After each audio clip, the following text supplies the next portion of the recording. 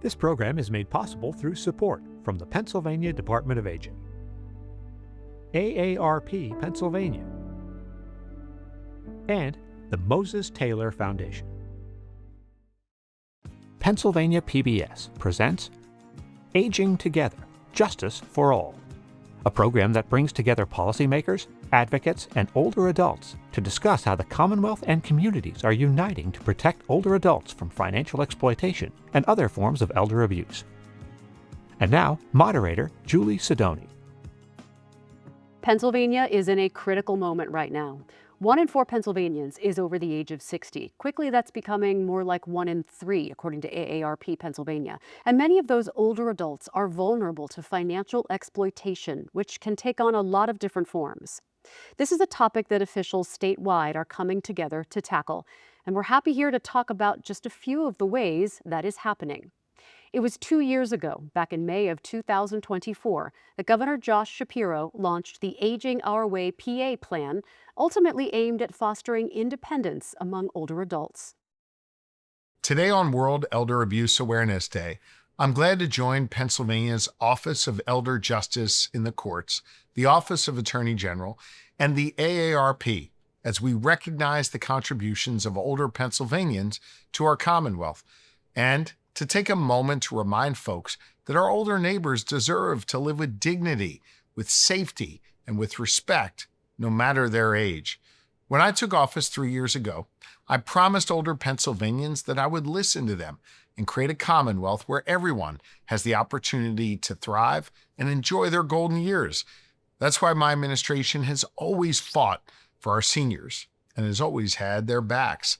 Under the great leadership of Secretary Jason Kavulich and his team at the Department of Aging, we created Aging Our Way PA, a 10-year roadmap for 29 different Commonwealth agencies to work together to improve services and to meet the real needs of Pennsylvania seniors. As a result of that plan, we developed the PA Care Kit to improve seniors' access to services and provide unpaid caregivers with the tools they need to support aging loved ones. And this year, in my budget address, I called on the General Assembly to strengthen the Older Adult Protective Services Act for the first time in 30 years, because it's time to strengthen background check requirements for caregivers, expand mandatory reporting practices, and finally classify financial exploitation as a crime so we can better protect older adults from fraud. My administration is doing this important work alongside all of you, working to protect the dignity and safety of every older Pennsylvanian across our Commonwealth. To those of you who are sharing your stories today, thank you for your courage. Your words are going to help spur real change in strengthening protections for the 3.5 million older adults who call Pennsylvania home. Thank you. We've assembled a fantastic panel of experts to talk about elder justice, and I would like to introduce you to them now. Actually, more appropriately, they're going to introduce themselves to you right now, starting with Secretary Jason Kavulich. Thank you so much for being here, Secretary. Thank you, Julie. My name is Jason Kavulich. I'm Secretary of Aging for Pennsylvania. Our agency, our department, is responsible for 3.4 million Pennsylvanians that are aging and growing older in the Commonwealth. All right, we welcome you here. Amy Whitworth, thank you for being here. Thank you. I'm pleased to be here. My name is Amy Whitworth. I'm the Director of the Office of Elder Justice in the Courts. We're a division of the Administrative Office of Pennsylvania Courts. All right, welcome, Bill. I'm Bill Johnston Walsh. I'm the State Director for AARP Pennsylvania. As everyone knows, AARP is a 50-plus organization, and we have 1.8 million members here in the Commonwealth. Thank you for being here. And Liz. Hi, I'm Liz Schneider. I am the Chief Deputy of the Elder Exploitation Section for the Pennsylvania Office of the Attorney General for the Commonwealth of Pennsylvania. And I am very pleased to be here, and I am thrilled to be with these three folks whom over the last 5 months I've become fast friends with and done a lot of really tremendous work with. So thank you for having us, and thank you for hosting this panel. Well, let's start here. What's happened over the last 5 months that you've gotten to know them so well? So I personally have come out of relative obscurity and have been asked to head the newest section for the Office of the Attorney General in their criminal division, which is the Elder Exploitation Section. We rolled out on November the 18th, 2025, These folks were here with me to introduce the section and talk about the importance of getting after crimes against older adults in their many faces and ways that they present. Is this something a lot of states are doing right now? Actually, no. Pennsylvania stands as one of the only states in the nation that has a section that is devoted to elder exploitation. And I just want to add to that, because of Attorney General Sunday, taking the onus of starting this, is because at AARP we do mostly education, but so we did the education. Now we need the stick, and I think the stick about having these criminals realize that they're not going to get away with it. We want to thank Attorney General Sunday for that. Let's start with scams. We'll talk a little bit about scams. And I know that not everything that happens with vulnerable adults is a scam, and we'll get into that in a bit. But scams are certainly sort of the hot button. It's what people are hearing about right now. Secretary, can you talk about just some of the varied scams that you're hearing out there right now? We've heard about so many different scams, from the gold bars that an individual comes and takes your money and then goes and buys gold and supposed to bring it back to your house, to the computer scams that your warranty is up, all the way down to the turnpike scam that you owe money on your turnpike Easy Pass and that you haven't paid and that you need to pay up, or you were going to get fined or lose your license. They're just like 3 quick examples that I can give you that are happening right now that happen to all of us regardless of age. But what we talk about more is financial exploitation in its entirety. Scams are a part of financial exploitation. And our area agencies on aging saw 52,679 reports of need this year. That they investigated, and 33% of them were related to financial exploitation. It is a #1 growing problem for us. It's a #1 growing problem for Pennsylvanians. Billions of dollars are being exploited from older adults each and every year. We're exceptionally grateful to the Office of Attorney General, to Liz, to the partnership that we've been able to forge in 5 months, really helping educate, push back, and make sure that people are aware of what's going on out there, because we're just not talking about it enough. And I'm glad that Bill and Amy are here with us today to help us spread that message and make sure people know that we're there with you, that we have resources for you, and that we'll support you in any way we can. You brought up area agencies on aging, and I know there are some directors of AAAs in the audience today as we do this show. Tell me about how that connection works, how you handle 52, and maybe there are more than that, 53, how many are there, and how do they connect? You got it right. 52 area agencies on aging covering 67 counties. And they work with the Department of Aging. They work with their partners in the community, whether it be the district attorney's office, local law enforcement, human service providers, to make sure we're administering services through the Older Americans Act to older Pennsylvanians. But in this space that we're talking about today, they do protective services work. Our Older Adult Protective Services Act in Pennsylvania gives us the ability to help individuals in these situations that are, experiencing abuse, neglect, and exploitation. So the 2 counties that are most represented here, Lackawanna and Luzerne County, there's more than 2,000 in those 2 combined counties, more than 2,000 investigations alone in protective services for both of those counties, just in this small region of Pennsylvania. And Amy, I was unaware that there was even someone like you that existed in the Pennsylvania courts. I mean, so tell us and tell everyone a little bit about what your role is there. Well, our office is relatively new in the 300-year history of our courts. Our office has only been in existence since 2015. It was created through the vision of now Chief Justice Deborah Todd, who the Supreme Court commissioned a elder law task force to really look at the challenges that older adults in Pennsylvania face and how could the courts better meet those needs. And as a result of the efforts of that task force, our office was created, and we also established what we call the Advisory Council on Elder Justice, on whom all 4 of us sit on that. It's essentially what you could consider a multidisciplinary team, but at a state level. I've heard that term a lot. That seems to be a term that you are all quite proud of. What does that mean to you, Bill, or anyone really, that multidisciplinary team? It means that we're not dealing with this alone. It means that we can turn to our counterparts around the state to fight this issue of fraud and scams, as well as elder abuse in general. we at AARP get about 500 calls in a day to AARP, not just in the state, but throughout the country, but 500 calls a day of people or family members saying that someone has been scammed. And for AARP to be able to reach out to the Attorney General's office or the courts or to Secretary Krivulec or the AAAs to be able to support give them this information and for them to go out and make sure that this doesn't happen again is key.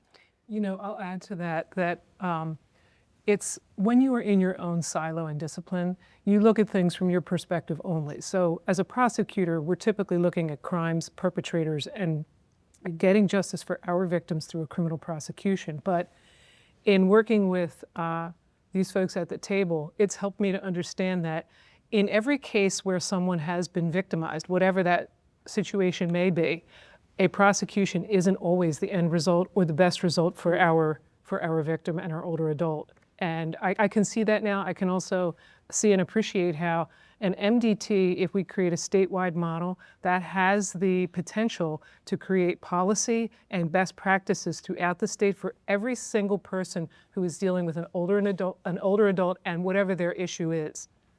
You all brought up in some way, shape, or form scams as part of financial exploitation. It seems to me that unless people come forward and share those stories, we don't know the impact. And there is a couple who came forward with us. They shared that story, and we would love to share that story with you now.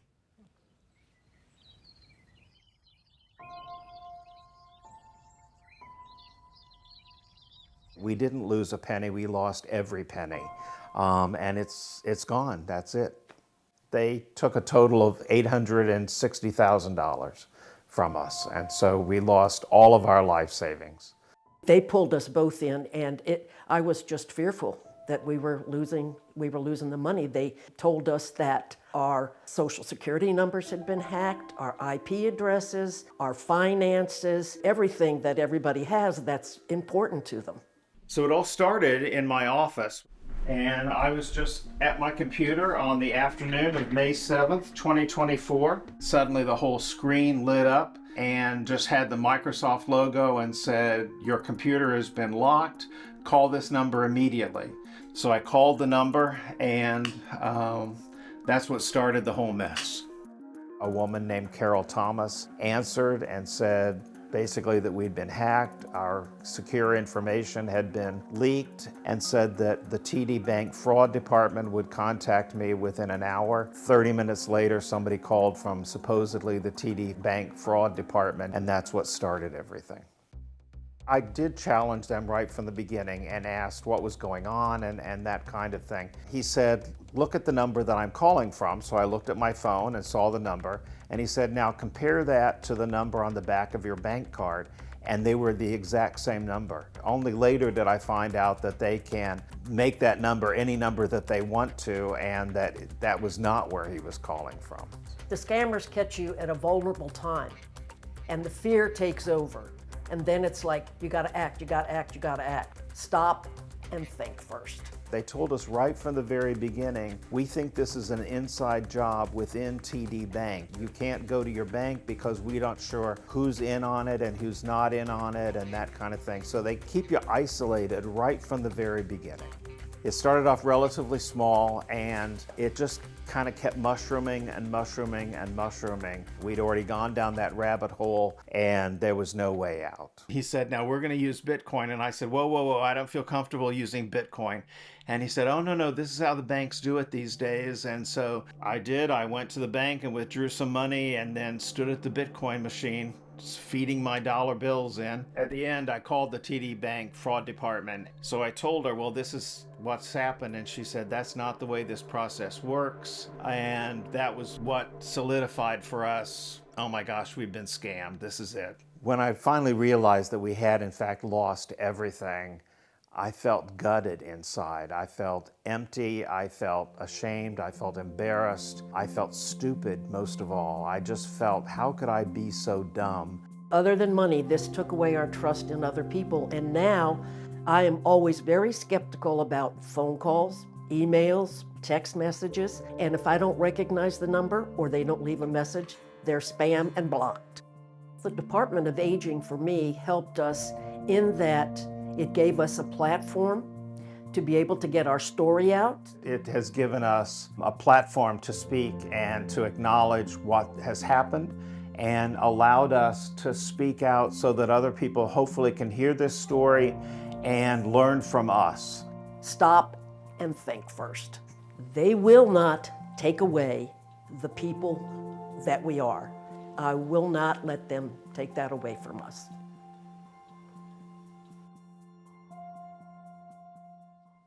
And Reverend Marsh is with us today in the audience. Reverend, thank you for being here, and more importantly, for sharing your story so wide. It breaks my heart to hear your wife say that she lost faith in people because of this. I think that was probably the greatest loss. I mean, the financial loss has never been recouped or anything like that, but that's what we've clawed back, is to regain that trust in people. As she said, we're not going to let them change who we are. And so that has been probably the hardest thing to do.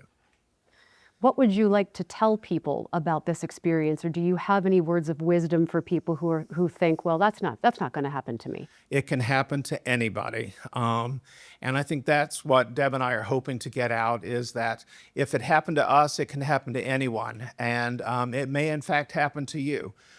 We had not heard of someone who had had that happen. And so we're just hoping that by telling this story, perhaps if you get a phone call or a text message or something, it'll trigger something. You'll say, wait a second, something doesn't sound right. It seems to me I've heard something about this before. So that's why we're coming forward. Thank you. Thank you for being here. You're welcome. We appreciate your time. Thank you very much. His case tells me how good the scammers are getting, how good they're getting at being able to, I mean, perhaps I haven't been paying enough attention to this. What are your thoughts on where AI is headed and where technology is headed, where this is concerned? Well, I mean, it's just so difficult to get ahead of it or just stay current with it. AI is taking this to a whole new level. We have calls that sound like family members. We have calls that imitate people almost exactly. And older adults are falling victim, and younger adults too are falling victim all the time. This is a real problem. And really and truly, when you think about this, if we're not working together, there's no one single system that has any way to push back on this. From the federal system to the state system to the local system, we have to be aligned. And I think in Pennsylvania, we've turned a corner, and that we have started to really pull together in both the folks that are here with us today, the Department of Banking, the state police, and others, really driving in the same direction to make sure that there's protections in place for everyone, and then talking about things that we keep seeing, communicating back and forth to each other. I remember when Colonel Paris was still with us, I'm driving back from Pittsburgh and he's calling me about the gold bar scam and saying, we need to talk to the FBI. That those things need to start to happen more. Those things are the only way we're going to be able to at least stay pace and be able to push back and keep people's resources safe. And I think the other thing too is that people don't realize what they put out there on the internet and in social media. They put a lot of private information, or they put pictures, or they put videos of people's voices, as the secretary just said. And that always comes back, and criminals are out there collecting that. So they can make it almost like they know you, they know your family. So the scam could be easier. And you buy into it because, oh, well, they know that little Jimmy just went to the beach in Florida, and that's where he is. So he's in trouble down there. So I better give the money that they're asking for. I learned in a recent training that the scammers need 6 seconds of audio in order to mimic a human voice. 6 seconds of audio is enough to recreate a voice. Mm-hmm.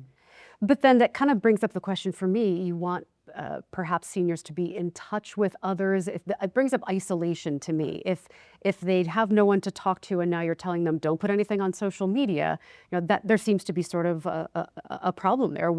How else are they supposed to get that connection?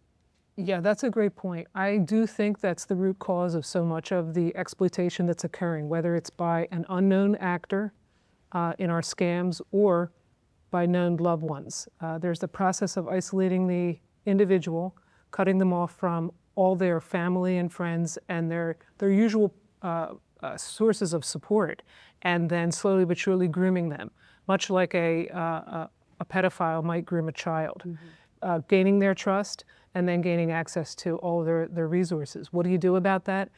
Honestly, one of the best examples I have seen is Telspond. I think that this is, and Jason can give us the details on that if he cares to, but it's in the community. They're literally roots in the community where there is a dedicated group of folks at Telespond who care about the older people who live in that community. They're keeping an eye on them, and they're hand-holding where they need to. And when they really need help, they come and they become a resident at Telespond for a period of time until they can get back on their feet. You know what, maybe it sounds corny, but it does take a village. In this situation, we need to be orbiting our older adults in our community and looking in on them and taking care of them, particularly if they don't have family and friends. We do have a story about Telespond coming, Secretary, so we'll save that for just a few minutes from now. But I wanted to point out one other type of scam, the romance scam. That one seems to be also circulating. And again, someone has come forward to say, this happened to me, don't want it to happen to you.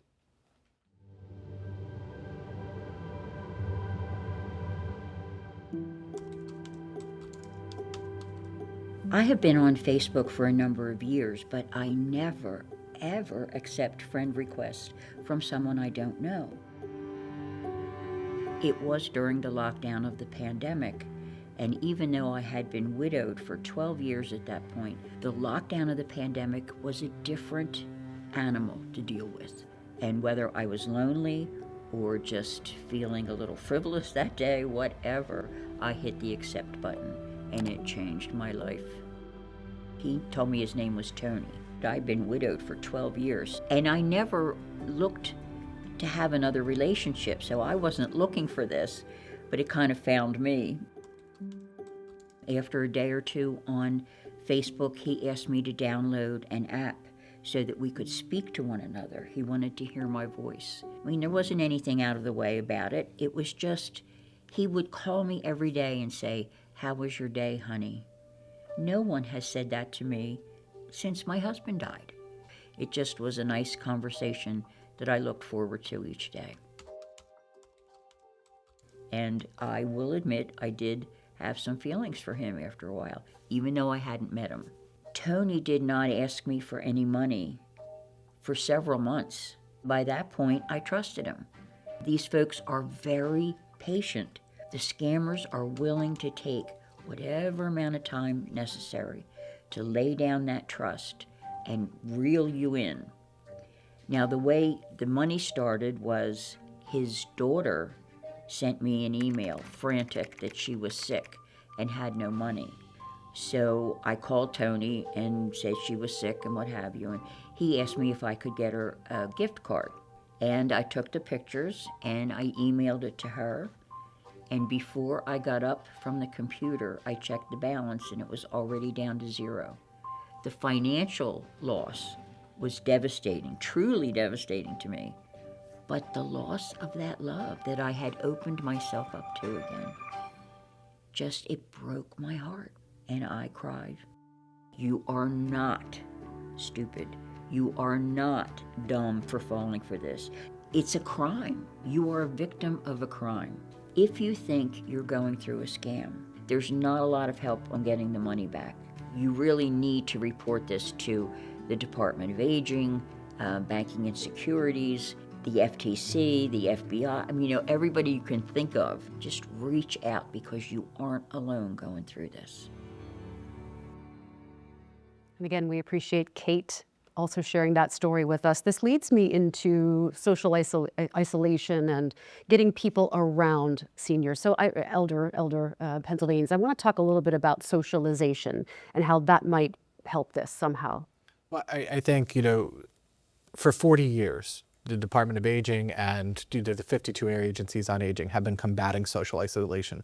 We only started calling it social isolation recently. In fact, the Moses Taylor Foundation really was the first agency in this community to really push back on social isolation and support work around social isolation in a very long time. But our senior community centers have been working at it for years.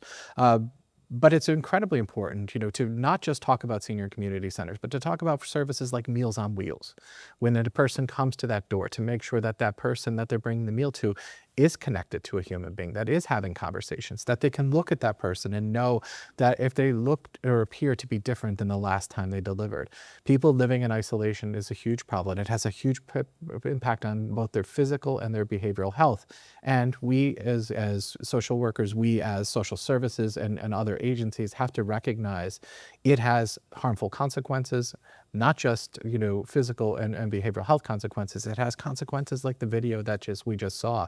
A person who was lonely, felt that they needed to connect to someone, was victimized, and the criminal took full advantage of that weakness and exploited it for as much as they can. That's a long game too, those few months. That's a long game. Phil, go ahead. I think the other thing too that we have to keep in mind is that people like the Reverend Marsh or Kate are coming forward, which is wonderful. I think the key thing is education again. And I'm saying that because people, when it comes to living independently, independency is key, for people. They want to stay in their own home. They want to stay in their community.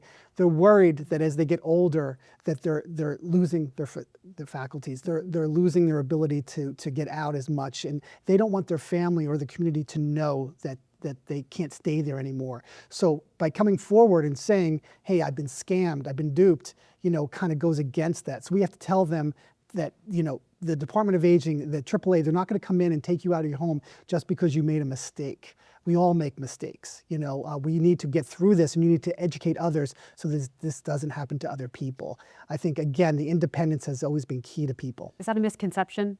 That people think I'm going to get in trouble for this. Exactly. I think there's layers. I feel like I'm going to be in trouble. I'm embarrassed. I'm ashamed. Again, like the video said, I feel stupid. And we want to make sure that everyone knows that there is safe places everywhere you can go. You don't just have to go to your area agency on aging. Tell someone you feel comfortable with.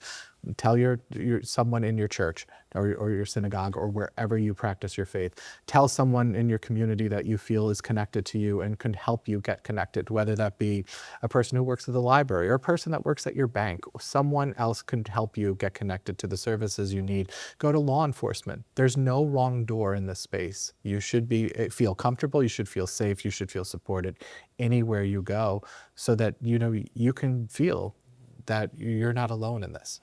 I've heard you call this oh, go ahead. I'm so sorry. I think too, there's so many reasons that are so easy to point to understand why this type of crime is so underreported. To build on something Liz said earlier, sometimes it's the perpetrator of these crimes is a family member or a loved one. An older person may depend on that person, physically depend on that person for mobility issues, perhaps to they're their source of transportation to get anywhere, to get their medications, to really care for themselves. Also, there's an aspect of this Secretary said that this is a very layered, nuanced problem. That's very true. Another layer of this is that very often in the instance of a family member being the perpetrator of this type of abuse, there's a sense that although they've exercised this betrayal or they've crossed this line, the older adult doesn't want that person to get in trouble either. And so that's another layer of this. Well, and there's another piece to it. Once an older adult is victimized, particularly where it's financial exploitation, there's an automatic degradation of their spirit and their psyche. And they literally begin to decompensate. If they don't have other folks around them, that process will have no way to stop, and they lose the ability to come forward. It has been statistically shown that it also hastens the onset of one's ultimate death. And to Amy's point, in our system, 47% of the perpetrators are family members. 47%. Yes. 33% are the caregivers. Wow. And only 20% are from outside sources. So, I mean, when you think about that, it's really, it's a huge issue. And people don't want to see that, their family members prosecuted. They don't want to see anyone of their loved ones in trouble. But yet this is happening everywhere. Prosecution-wise, it has to be difference between a known and an unknown criminal. That has to. Instead of me asking you the question, right. Go ahead and explain how that must factor into whether or not you're going to investigate. Absolutely. So that's a great distinction and a great question. Up until now, primarily what we're talking about are scams by unknown actors. The purpose of the new section is to go after individuals who are exploiting our older adults, where the bad actor is known. So that could be a husband or wife. That's infrequent. Typically we see a sibling, children of the older adult, a blood relative of some sort, a niece, a nephew. It could be a neighbor. It is anyone who is a trusted individual pursuant to the statute that we can pursue legally. It also includes folks who our older adult has named as their power of attorney. Sometimes it is a guardian. Giving us that platform to work from gives us the opportunity to actually pursue someone and seek justice for our older adult in a way that you can't do in a scam. Scams are extraordinarily damaging and yet thoroughly unsatisfying from a prosecutorial standpoint because there's no end game there. Yeah, and specifically in guardianship, that's a very complex issue because a guardian is court appointed. Every guardian is appointed to this person to care for this person, either their person and or their assets, by the court. And so most guardians are family members, but there is also the concept of a professional guardian, someone who does this for a living. And the vast majority of professional guardians are servant-hearted, very caring individuals who have, dedicated their lives to take care of people who can no longer take care of themselves once there's been an adjudication of incapacity. But when we have a bad actor who is a professional guardian, who may work across many cases and across many counties, their ability to do harm is very great, and it's a very serious situation for the courts, and that we've worked very closely with the AG's office in attempting to have tighter controls and more education all around for everyone involved, and to make sure that these cases are properly prosecuted when necessary. That's where we were headed next, talking a little bit about adult guardianship, and I wondered if you could explain just a little bit more about what that is for someone who might not know.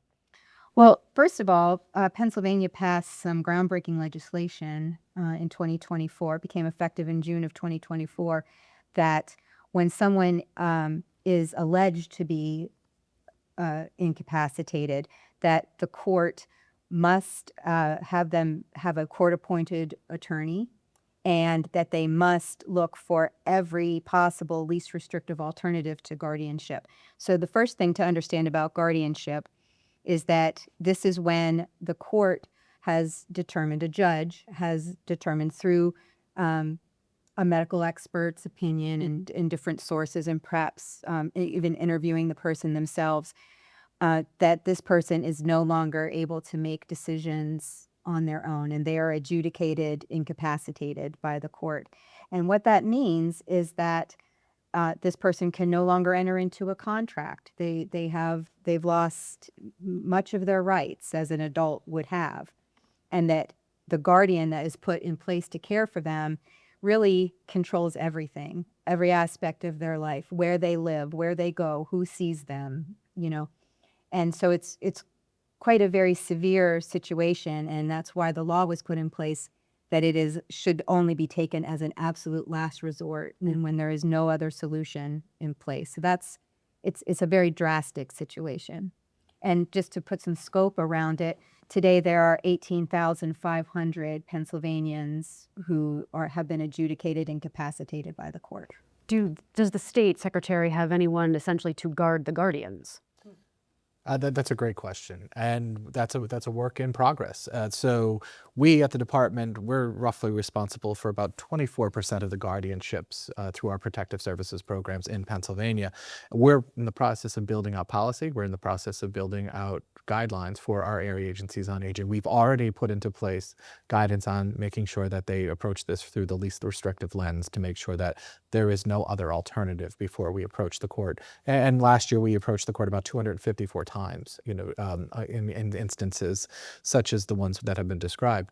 But we're putting guardrails in place to make sure that we align with the practices that are coming from the Office of Elder Justice in the courts, the work that we're doing with the Attorney General, to watch those agencies that we are paying to do guardianship work for our 52 area agencies on aging, or put guidance in place for those area agencies on aging that are doing guardianship work themselves in-house. And I think the other key thing too is being fairly new to the Elder Justice in the Courts group. I've been very pleasantly surprised by the amount of education that they've been doing, not just for attorneys and for judges, but also for the general public. Because coming as a layperson, when you hear anything about guardianship, you're talking about that independence being taken away from you. And I think by knowing this new law is out there and knowing that there's other ways, other avenues that you can go down before you get to this point, I think has been key. Yeah, that's a key message for the general public, is that while you still have capacity to put measures in place to protect yourself so that a guardianship will not be made to be necessary, things like advance directives and power of attorney and things like this, for the eventuality that you should become incapacitated. I was just going to say that the guardianship seems to be up here, but there are probably a lot of steps that even just a neighbor can take before we even get there. We're looking for some action items. But those things must be taken, those steps must be taken while the person still has capacity to make those decisions. Once, when tragic things happen, and it can happen very suddenly, those options are removed. I'll go back to you, Bill. What at AARP do you tell people? What's the advice you give on those lines? What to be prepared for? What are we not thinking about here when it comes to planning for finances down the line? Sure. So basically, again, I know I'm saying the word education a lot, but that is really where AARP fits into this model. We do education, and then we also advocate for better laws that Pennsylvania has. We try to make sure that we're out there talking to individuals about how they can stay independent, how they can stay in community. We have our community of presence. We're in several counties and cities around the Commonwealth, and we're trying to make sure that people know what their rights are as they age, and about how can you stay in your home? What do you need to know about staying in your home? How do you deal with your finances? How can you retire? Can you retire right now? How long do you have to wait? Can you continue to work as you go along? These are all different pieces that we put into place in our education so that people understand how they can stay as independent as possible as they age. As our caseload increases from 17 when we first started in November to over 50 now in just 6 months' time, we've seen that type of an increase. The majority of our cases are abuses of powers of attorney. And I have actually reached out to Bill with the thought that there should be a way for us to collaborate to get the word out there about powers of attorney, how to structure them properly, what to look out for and beware of, and how to protect yourself from an illicit actor. Oftentimes somebody that you know. So that sort of complicates the process, and yet it's ultimately very, very important. Secretary? So, really to pick up on what Bill and Liz were saying, we've been talking a lot, like you said, about education. And when we stood up Aging Our Way PA, our 10-year multi-sector plan, we heard in every corner of Pennsylvania, people don't know what's out there. People don't know what resources are available to them. Now, the Department of Aging spends a good amount of money trying to educate communities, and so does AARP, so does the Office of Attorney General and the Office of Elder Justice in the Court, banking and securities, the state police. We are all out there. Now, today's exercise is really another level on all of us trying to make sure that we're moving forward, we're educating communities, we're making people aware, finding those resources in communities, people in communities especially, that pay attention, that make change, that really lift up messages and share them with their neighbors. That's what we're here for today. And I think our platform that we've chosen to make that message available in every home in Pennsylvania is important, because that education will never stop.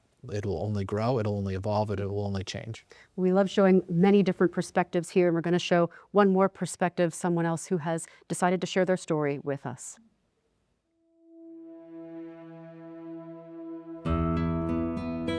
Robert was a veteran. He had served his country, saved his money, and should have lived his final years in peace. But instead, he was betrayed. At the end of his life, he was being financially exploited by a relative, in this case a nephew, who was taking his Social Security checks and left him home unattended, unassisted, and really he became dehydrated and became very ill and needed to be hospitalized. We are targeted specifically because People have done what we've expected. We've saved for retirement. And there are people out there who know that most of the wealth in this country is owned by older people. Some of the most common scams that we see often in our complaint forms are imposter scams. And basically what that means is the scammer is an unknown individual pretending to be someone that you may know or even trust. Your bank, government office, Social Security, IRS call, Medicare call. But fraud isn't just about money. It preys on loneliness and on the changes that come with age. I know a lot of people in the field of aging who are very concerned about social isolation. They were concerned before the pandemic and see that it's just gotten worse over time. If you're lonely and depressed, you'll answer every phone call, regardless to who it is or if you even know the caller. And that is opening that door to fraud. I think of it as a crime against humanity. It's like, how dare you, as we age, take advantage of us who have been given the blessing of long life. I was fortunate enough to get a phone call from a senior community manager who advised they had a resident there who was insistent on getting a ride to his bank because he needed to withdraw a $9,000 check to pay for his Publishers Clearinghouse sweepstakes winnings. We were able to convince him that it was fraud. So just by that one phone call, we were able to save that person from being exploited by a scammer. Stopping fraud is one piece of the puzzle, but protection isn't only about scams. Sometimes it's about neighbors noticing the smallest details. I grew up in a small town. I had an elderly aunt who lived by herself for a long time. And one morning, she didn't raise the shades, and the neighbor noticed. The reason we got help was because the neighbor noticed. That's the heart of real protection. Not just laws or agencies, but human connection. We have to remember how much we love the older adults in our lives and to make sure we protect their interests while respecting their dignity. They built this country. Now it's our turn to protect them with vigilance, with justice, and with love. If you suspect a family member, friend, or neighbor is subject to financial exploitation, contact the Pennsylvania Office of Attorney General right away. I can't imagine that there's someone around who doesn't have an aging family, friend, relative, family member, someone that they are worried about. So what happens now? What are the conversations we can have? What are the documents we can put together? What can be done? I'd like to hear all of your perspectives on that. Well, I think what we need to continue to move forward. What can be done is what's being done. We're working together, we're sharing a message, we're making sure people are aware we're there to support them, and that there's resources to protect them, there's resources to reach out to if you feel like you've been exploited, if you feel like you've been scammed. Again, I've said it multiple times today, you're not alone. And we want to help you. That is our whole entire goal, is to help you. We want older adults in Pennsylvania to live in their communities of choice with dignity, grace, and respect the way they want to.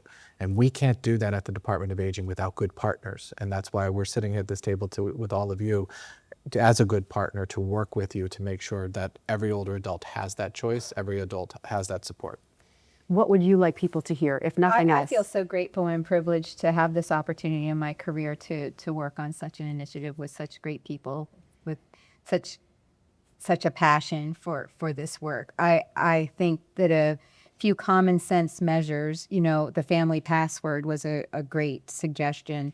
Just check and double check, just doing the pause, to think before you act.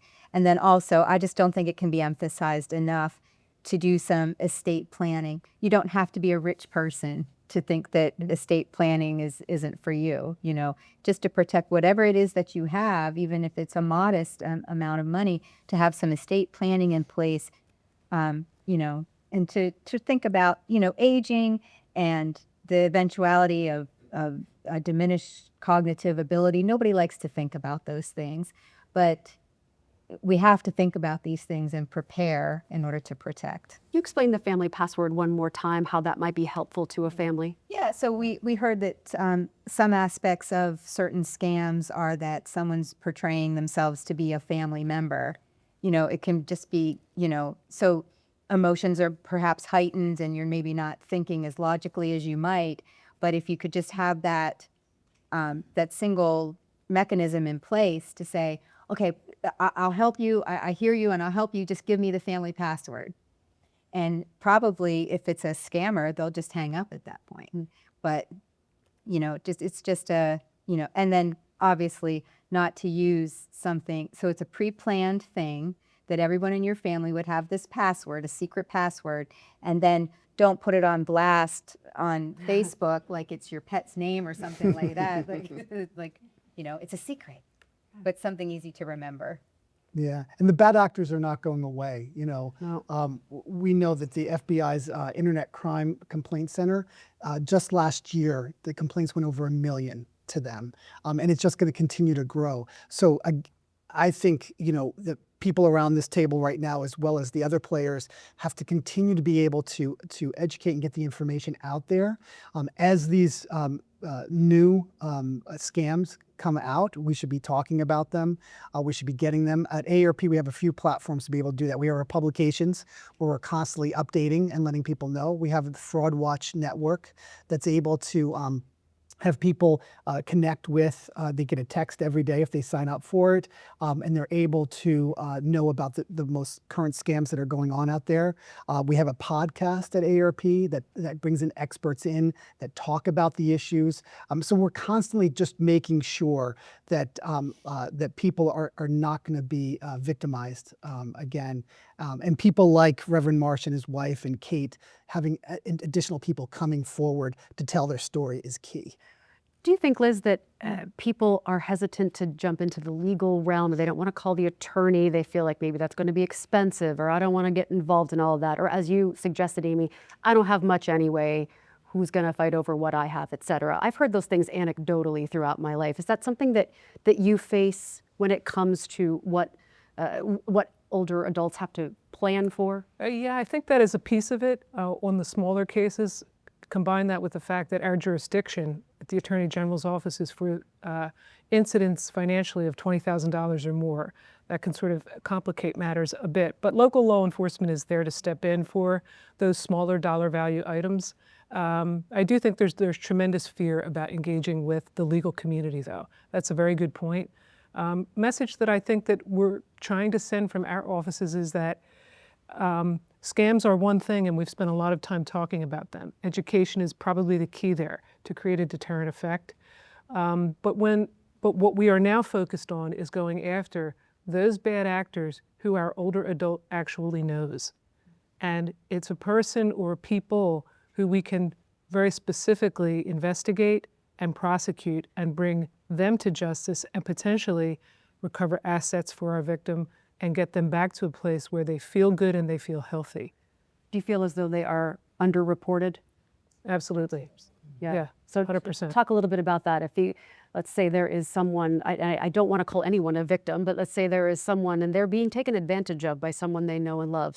We talked about this earlier. They don't want to get that person in trouble or cause a family issue. What then? That seems like a very nuanced, complicated situation. It is. We have cases in which they will initially make the phone call, or a loved one will make the phone call for them, and we will begin a prosecution, an investigation, and then the older adult will begin to turn course for the exact reasons that we discussed. They don't want to see their loved one get in trouble. They'll ask specific questions about, well, what will happen to them if this proceeds, and what am I going to have to do to make this investigation move forward? So definitely that's out there, that's a problem. And that's happening in the cases that we actually have. There are, I am sure, hundreds if not thousands of cases in the state of Pennsylvania that are not coming to our attention because the older adult is already being manipulated to the point where they are afraid to call us. Like, I'm going to leave, I'm not going to take care of you anymore, I'm not going to feed you, I won't give you your medication. And I'm speaking about anecdotally about cases that I am familiar with that never came to our attention to be investigated. It's that dollar figure that would kick it to Attorney Sunday's office, What is the $20,000. Yes. Anything else that that case would have to hit the level? Well, you must be an older adult, so over 60 years of age, $20,000, and that's for financial exploitation. The section is also working on cases where an older adult has been abused or neglected. which kind of leads me to Telespond, and I would like for you to talk a little bit about what Telespond Senior Center is doing here. Sure, but just to talk a little bit, too, about what Liz has just said. So that $20,000 mark, yes, that's an important number for the Attorney General, but there's protective service investigators that are in the audience today with us that can tell you countless stories of grandparents that all of a sudden they can't find their credit card and one of their grandchildren borrowed that credit card and happen to charge X amount of dollars on it. But they're not going to prosecute their grandchild. Right. They're not going to say, but it's still exploitation. Sure. You still have someone taking advantage of a loved one. And there's a common example of something. They might be taking thousands of dollars. They may take $5,000. But grandma or grandpa is not necessarily inclined to do anything to punish or see harsh treatment for their grandchildren. That's an interesting example. Yes, but it's a real example. And I said the investigators in the audience tonight could tell you, that this is something that they've seen and that they know has happened. What was unique about this region is that we built the Older Adult Advocacy Center at Telespond. And the Older Adult Advocacy Center at Telespond is really, it's a 6-county regional project. 2, that's housed in Lackawanna County at Telespond Senior Services, which is an adult day center and also has a senior companion program and has a personal care services. So a great nonprofit that has served the community for many years. We helped build in this community an advocacy center that has 4 beds. Well, actually, it has 5 beds if you really want to get technical, for older adults who are victims of abuse or exploitation or neglect. And those beds are for transitional living space that the older adult can come there and spend time there, live there essentially, and receive support services, wraparound services in a safe location. They can be interviewed by prosecutors, they can be interviewed by law enforcement. They can have a medical examination if necessary. There's transportation services available to take them to appointments in the community. It's totally wrapping an older adult in the services that they need, but separating them from the situation that they're in. In an emergency situation only, or emergency? Primarily in protective services emergency situations through the area agencies on aging. And it's a beautiful facility. In instances like this before this was built in these communities around us, individuals would go to stay at a hotel that none of us would stay at, that none of us would stop at unless we were in sheer desperation. That was where we ended up housing individuals, or they unnecessarily went to a personal care home and they weren't at that level of care because there was no other alternatives for them to be housed at. This is a true resource. This is a true model that's really changing how we do protective services work, really changing the space around elder justice. And it's beautiful space that is for older adults only. And it's very special in that way because they feel the support and they feel that they're in a safe environment and they can breathe and they can really talk through the issues with the people that are supporting them. Well, we got a tour of it and we'd love to show you the inside. Yeah, if you would have seen the place that I was at, you wouldn't believe that I survived and conquered. And these people here helped me get through it, so to speak. The Older Adult Advocacy Center here at Telespond is unique because it provides a safe space for older adults who are being abused or neglected. We bring those individuals into the center, and what we're able to do then is bring anything and everything they need to them. So our facility is a 5-bed facility. While they're there, they're independent. They can come and go as they please. But what they do have is anyone they need comes to them. So if they're in need of assistance with nutrition, someone will come and see them. If they need some legal support, somebody will come and see them. And that's what makes that project unique. We have grown to offer many other programs. So right now we offer home care coordination, we have an adult day, we also run 2 AmeriCorps senior programs that provide work opportunities for seniors, we provide transportation, and in June of 2025 we opened the Older Adult Advocacy Center. For that reason, we are the perfect place for a program such as the Older Adult Advocacy Center. We are able to help our older adults navigate through many different challenges, and we can refer them to the many different programs we offer in-house. So we opened our doors on June 2nd and immediately had our first guest. This gentleman came in with a multitude of unknown problems at the time. And the reason why these problems were not seen out in where he was living is because of the work that the APS workers have to do. Their time is so limited with each individual that they don't have the ability to sit there and spend hours and hours and hours with one client. Fortunately, that is where we shine.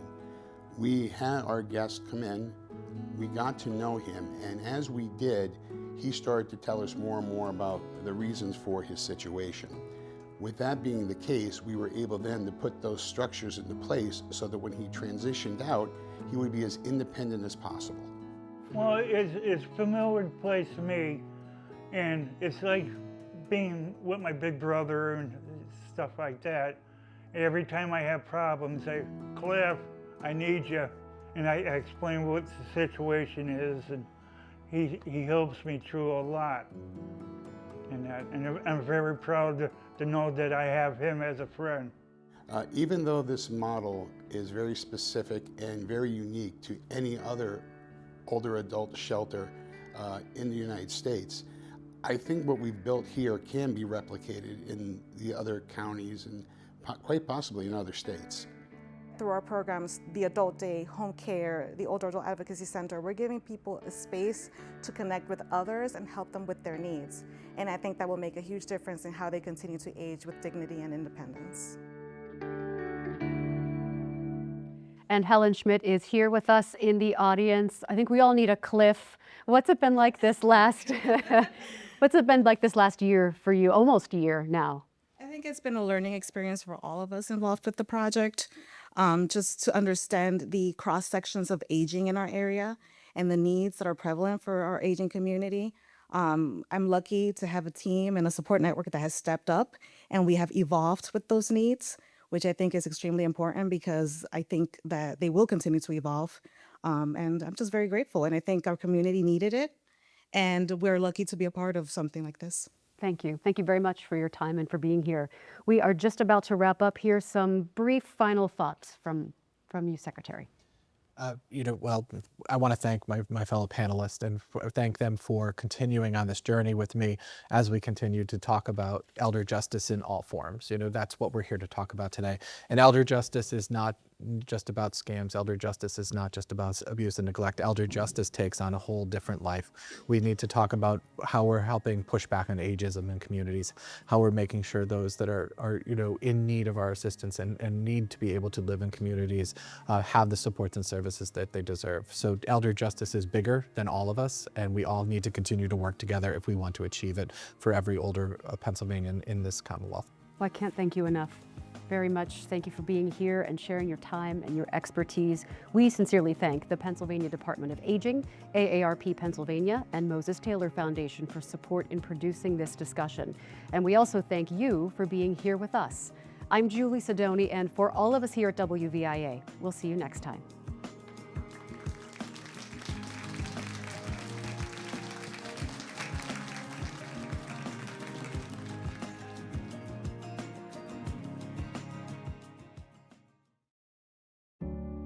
This program was made possible through support from the Pennsylvania Department of Aging, AARP Pennsylvania, and the Moses Taylor Foundation.